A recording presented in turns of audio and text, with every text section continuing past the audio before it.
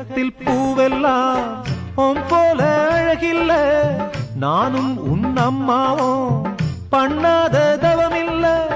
தென்பாண்டி மன்னவனோ முழுகித்தான் முத்தெடுத்தான், தேனே உன் அம்மாவோ முழுகாம முத்தெடுத்தா. கண்ணே தெய்வம் கண்டேன் உந்தன் கண்ணே சந்நிதி, ஓ முத்தம் பட்டு எச்சில் பட்டா கொஞ்சம் நிம்மதி. சின்ன சின்ன பூவே நீ கண்ணால் பாரு போதும், தொட்டு தொட்டு பேசு என்